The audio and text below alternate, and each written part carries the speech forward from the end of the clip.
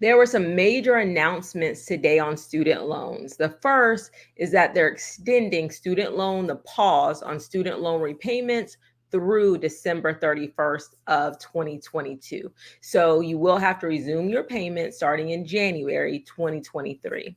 But the major announcement is that $10,000 will be forgiven for borrowers making under $125,000 a year. So that was the major announcement. $10,000 in federal student loan debt, so not private loans, for every individual borrower who's making less than $125,000 a year, and then up to $10,000 per person for a married couple making up to $250,000 per year.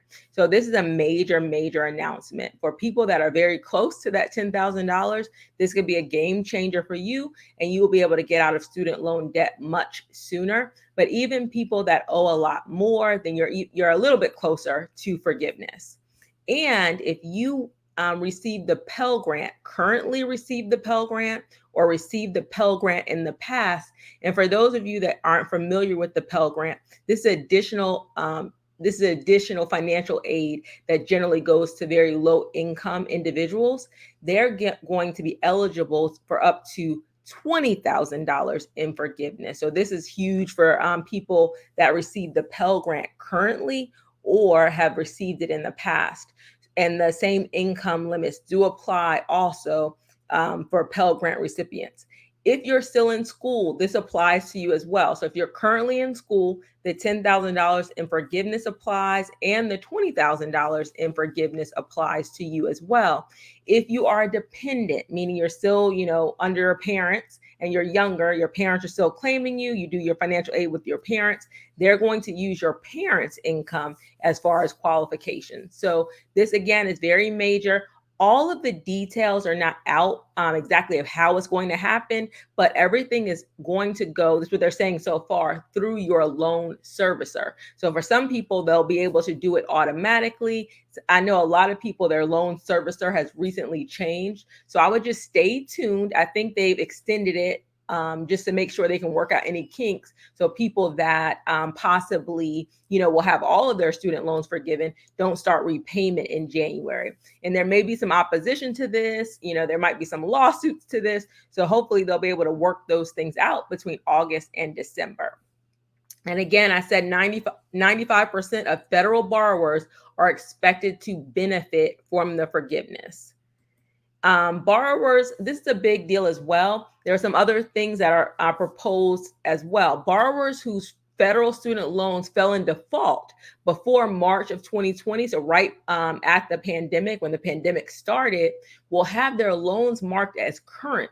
So if you were in default on your student loans prior to 2020, they're basically giving you a clean slate to start over with credit reporting agencies, because they are going to be current. So you can start back in January making your payments. So that should be a help to your credit as well.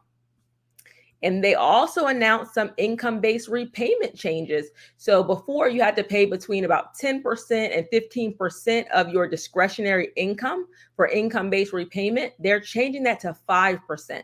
So if you're on an income-based repayment plan, then they're going to lower your required monthly payment to 5%. And a lot of income-based repayment borrowers are paying zero. They have a payment of zero. So if you're on public loan forgiveness and you're on income-based repayment, this could help you lower your payment until possibly full forgiveness through the public loan forgiveness program. And I do want to bring this up because if you are in public service, if you work for the government, if you're a teacher, a police officer, a firefighter, maybe a nurse at a county hospital or a state hospital, those types of things, you are eligible for public loan forgiveness. And if you work for any type of nonprofit, you may be eligible for public loan forgiveness.